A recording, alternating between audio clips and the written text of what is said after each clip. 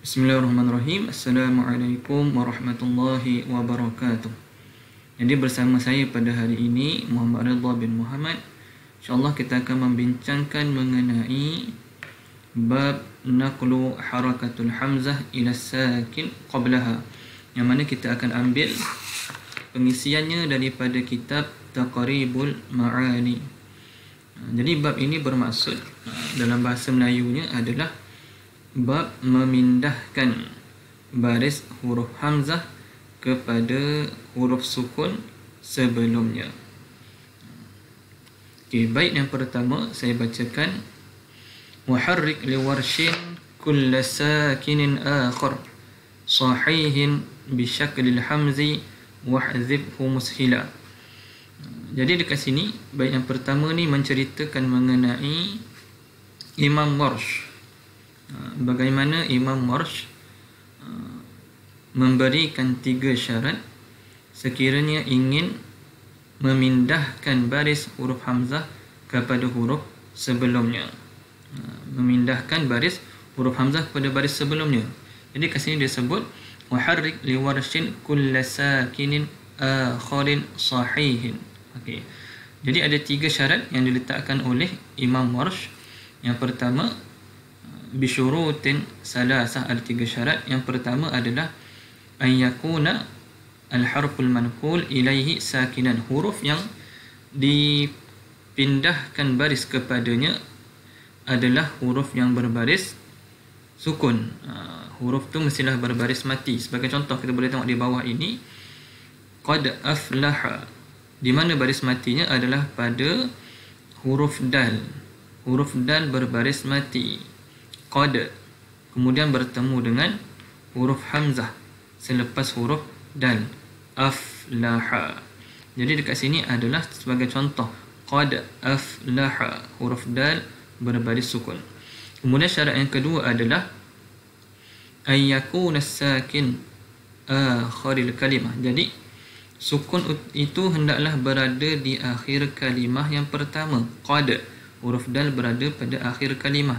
Wal hamzah fi bidayah al kalimah at-taliyah, dan kemudian huruf hamzah berada pada awal perkataan yang seterusnya, perkataan yang selepasnya. Maknanya berada dalam 2 kalimah.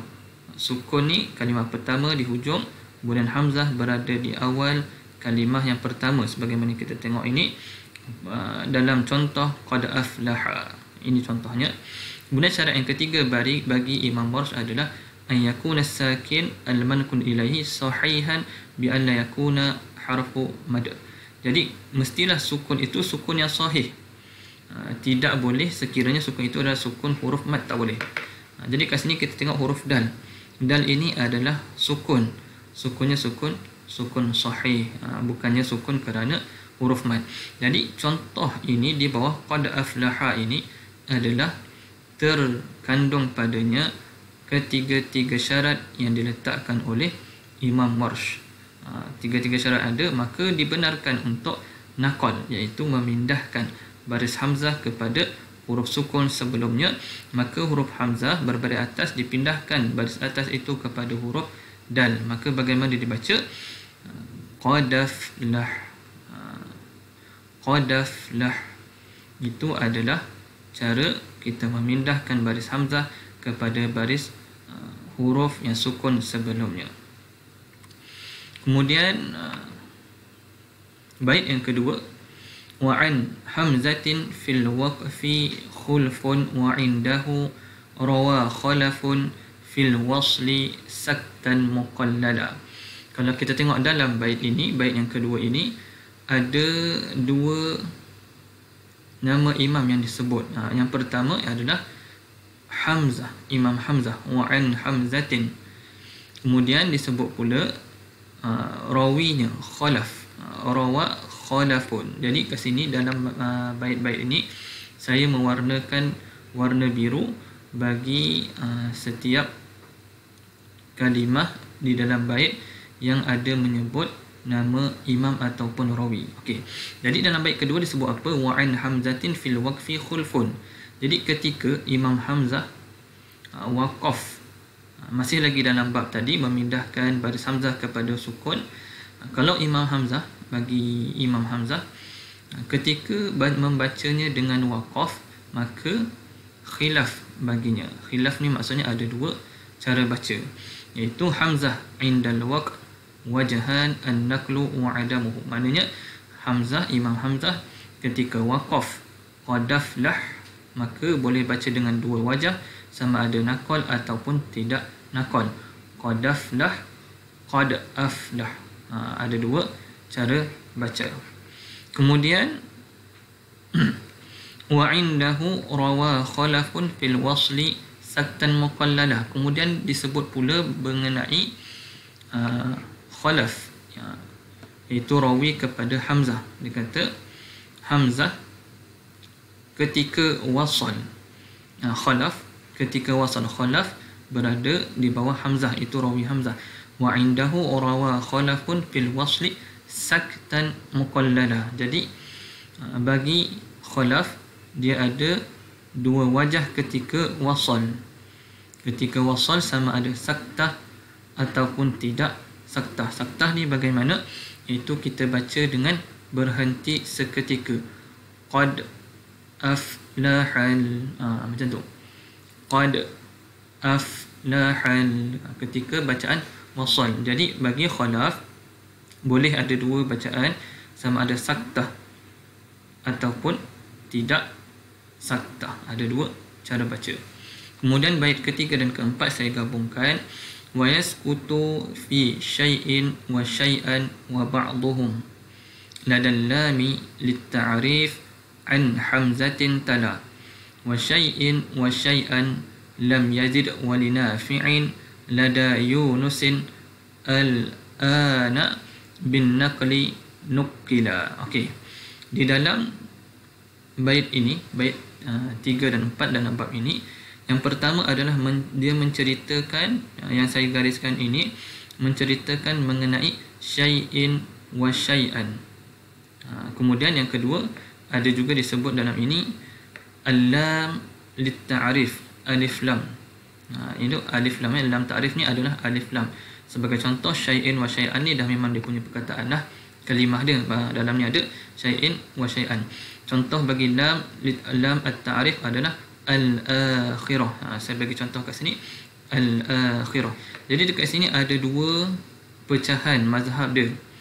Ada satu mazhab yang menyatakan yaskutu khalaf al-ya as-sakinah fi lafzi syai'un wa syai'an waslan, amma khallat falahu tarkus sakt. Jadi bagi khalaf, maka akan dibaca dengan saktah, yaskutu saktah, baca dengan saktah pada kalimah syai'un dan juga syai'an ketika wasal. Ketika wasal syai'un, in ataupun syai'in boleh juga. Innallaha bikulli syai'in alim. Syai'in, syai'an pun sama saktah. Syai'au annallah dan seterusnya lah. Jadi ada contoh ataupun kalimahnya adalah syai'un dan juga syai'an. Pada ketika wasal, khalaf membaca dengan saktah. Adapun khallat, maka dia meninggalkan saktah. Maksudnya khallat tidak baca syai'un dan syai'an ni dengan saktah. Nanti kita akan berikan kesimpulan di akhir penceritaan syai'in, syai'an, lam ta'arif ni. Nanti kita akan berikan kesimpulan. Mazhab yang kedua mengatakan, kat sini dalam bait ni disebut wa ba'dhum. Wa ba'dhum, ada sebahagian, maknanya ada mazhab yang lain, iaitu mazhab Tahir bin Ghalbun. Yang atas tadi adalah mazhab Abil Fath Faris.